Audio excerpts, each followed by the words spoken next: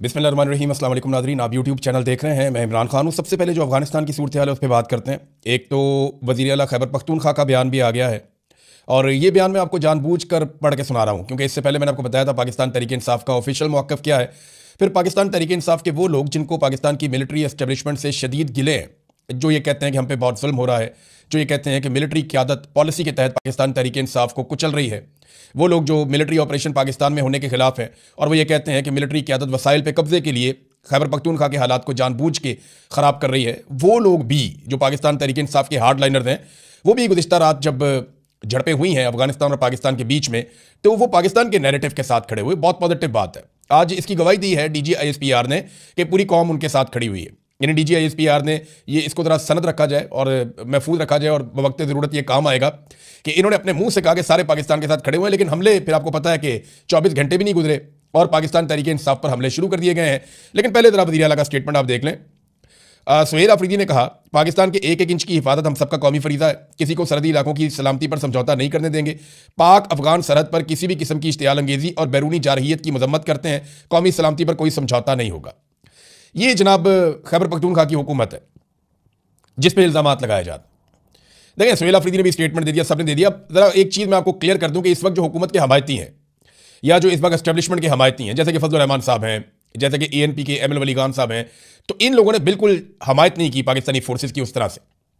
यानी इन लोगों ने जंग को एक गलत चीज़ करार दिया, जंग रोकने की बात की। फजल रहमान साहब की पार्टी ने और ANP ने कैटेगोरिकली उन्होंने इसकी शदीद मुखालफत की है, जबकि पाकिस्तान तहरीक इंसाफ जो है वो खड़ी हुई है इस मामले के ऊपर कि नहीं, अफगानिस्तान ने ज्यादती की, हमारे पर हमला नहीं करना चाहिए था। ये तहरीक इंसाफ का मौक़िफ़ है। तो ANP और फजल रहमान का मौक़िफ़ तहरीक इंसाफ से मुख्तलिफ है। देखिए ना, अब ये फजल रहमान साहब का आप स्टेटमेंट देख लें, ये BBC के ऊपर छपा हुआ है। हेडलाइन इसकी ये है कि पाकिस्तान की शिकायत जायज़, मगर अफगानिस्तान की खुदमुख्तारी और दाखिली मुश्किलात का एहतराम भी ज़रूरी है। ये फजल रहमान साहब का स्टेटमेंट है। इससे पहले हाफिज़ हमदुल्ला साहब का स्टेटमेंट भी आ गया था। यानी उन्होंने ये बाकायदा उनका एक बयान जारी हुआ है कि पाकिस्तान की शिकायत जायज़ है, लेकिन अफगानिस्तान की जो दाखिली मामलात हैं, उनकी जो खुदमुख्तारी है, उसका एहतराम भी होना चाहिए। तो ये उन्होंने पाकिस्तान की हुकूमत पे भी एक तरह का एलिगेशन लगाया। अगर ये स्टेटमेंट पाकिस्तान तहरीक इंसाफ देती ना, तो तबाहियां फिर जानी थी पाकिस्तान के अंदर। जो स्टेटमेंट ML वली खान ने दिया है ना, वो स्टेटमेंट अगर पाकिस्तान तहरीक इंसाफ देती ना, तो मुल्क के अंदर फतवे लग जाने थे गद्दारियों के। आज तहरीक इंसाफ ने कोई भी ऐसा मुतनाज़ स्टेटमेंट नहीं दिया या किसी भी जगह पे उन्होंने तालिबान की सपोर्ट नहीं की। इसके बावजूद PMLN के या एस्टेब्लिशमेंट के जो टाउट्स हैं और वो जो अकाउंट्स हैं, वो लगातार सारा मलबा पाकिस्तान तहरीक इंसाफ पे डाल रहे हैं। 24 घंटे भी नहीं गुजरे। देखो, मलबा डालना तो पता किस पे डालना है। मैं आपको एक बंदे की आवाज़ सुनाता हूँ। ये देखें, ये बंदा, और पाकिस्तान की बदकिस्मती है, ये पाकिस्तान का आर्मी चीफ रहा है। ये आवाज़ आप सुनने जा रहे हैं ज़ियाउल हक की। इसकी आवाज़ सुने कि ये इन अफगानों के बारे में क्या कहता था। ये देखें।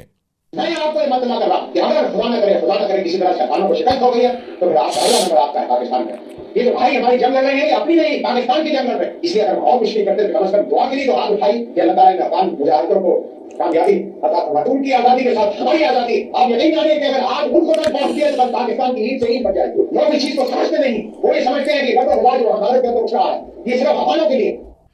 देखिए जी, ये ज़ियाउल हक था जिसने कौम को लगा दिया इस चक्कर में। ज़ियाउल हक की औलाद आज भी, वाह क्या बात है, अरबपति करोड़पति। इसी तरह जो जनरल अख्तर अब्दुर्रहमान, उनकी औलादें अरबपति करोड़पति, बेशुमार जर्नैल उस टाइम पे जब अफगान वॉर पाकिस्तान सहूलतकारी कर रहा था और ये उस वक्त जहादी थे सारे तालिबान, तो उस वक्त पाकिस्तान के जर्नैल दुनिया के अमीर तरीन जर्नैल बन रहे थे। आज भी हैं, उनकी औलादें बैठ के खा रही हैं, मौजें नहीं लगी उनकी। तो ये ज़ियाउल हक का स्टेटमेंट है, ये किसी और का नहीं है। पाकिस्तान का आर्मी चीफ था। ये गंद मारा ही पाकिस्तान की आर्मी ने है। ये जो भी किया इन्होंने किया है। एक जर्नैल आता है, वो कहता है जी ये मुजाहिद है, बेहतरीन है, अल्लाह इन्हें सलामत रखे, इनका साथ देना है, पैसे कमा लेता है। दूसरा आता है दुश्मन है, मारो इनको, वो फिर पैसे कमा लेता है। तीसरा आता है, अब ये सारा जो है ना, ये एस्टेब्लिशमेंट की पॉलिसी होती है। लोग बिला वजह जज्बाती हो जाते हैं, सियासी लोग जो हैं वो बयानिया की लड़ाई में लग जाते हैं। अब वो अता तारड़ बेचारा बयानिया बना रहा है। अब इंफॉर्मेशन मिनिस्टर की टीम है, वो पहले सारे बच्चे बुच्चे जो हैं उनकी वीडियोज आई हुई हैं, किसी की गाने की आई हुई है, किसी किसी और हरकत की आई हुई है, और ये बच्चे अता तारड़ के साथ देखे भी गए हैं कुछ वीडियोज़ के अंदर। अब ये इन्होंने एक मीडिया सेल बनाया हुआ है ना, जिस पर ये ट्रोलिंग रोलिंग करते हैं और ये बयानिया बनाने की लड़ाई लड़ते हैं। तो ये जालसाजी तो अब सारी पॉलिटिकल पार्टीज करती हैं। पाकिस्तान तहरीक इंसाफ के पास एक ऑर्गेनिक सेटअप है बहुत बड़ा, यानी उनकी सपोर्ट बहुत बड़ी है सोशल मीडिया पे। तो क्योंकि देखिए, आम जो सोशल मीडिया का सारिफ है उसके अंदर एक नाराजगी है। दो वजूहत हैं। ये पाकिस्तान की एस्टेब्लिशमेंट को, मिलिट्री एस्टेब्लिशमेंट को ये बात समझनी पड़ेगी कि आम आदमी का रिस्पॉन्स वैसा क्यों नहीं होता। दो वजूहत हैं। नंबर एक, ये भारत से आप नहीं लड़े, आप अफगानिस्तान से लड़े, तो यहां पे उस तरह के जज्बात नहीं हो सकते, नंबर एक।